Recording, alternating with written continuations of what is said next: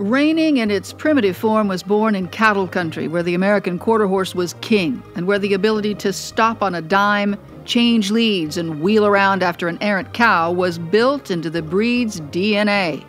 But the sport of reining evolved in the Ohio Valley, where a small group of riders wanted to see how far they could develop the innate talents of the Western horse: footwork, acceleration, the sudden stop, in an arena, without the cow, exactly when and how the rider wanted it to happen. Early on, the nascent sport was a dumping ground for washouts.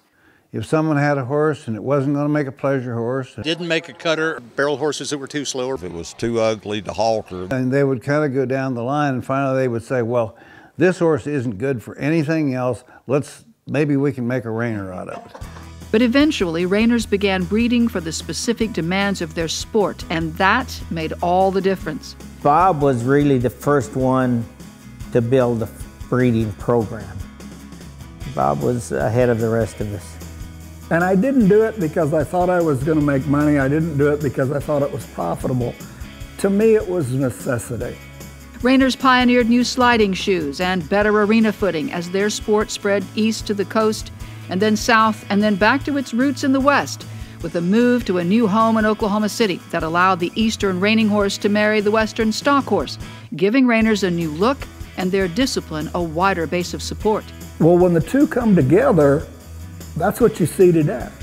The golden rule of reining was and is and ever shall be A general, the framework on which the discipline is built, and the guiding principle that has redefined what it means to put a handle on a horse, to guide him, to control his every movement, to create an equine that is a willing partner. Reiners' training methods built on stock horse traditions that in turn were derived from the methods of the Mexican vaqueros, but they standardized their maneuvers and measured them with a modern system of judging, establishing a new paradigm for Western horsemanship. Better judging led to better training, and better training to better horses, and eventually the reining horse himself became the greatest salesman for the sport. Ride one, they say, and you'll see.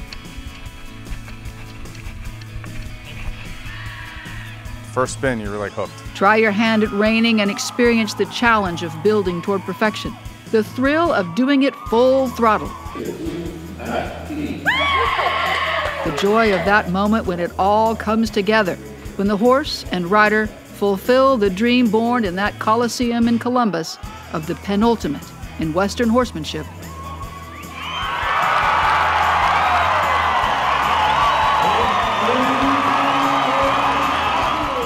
Reining.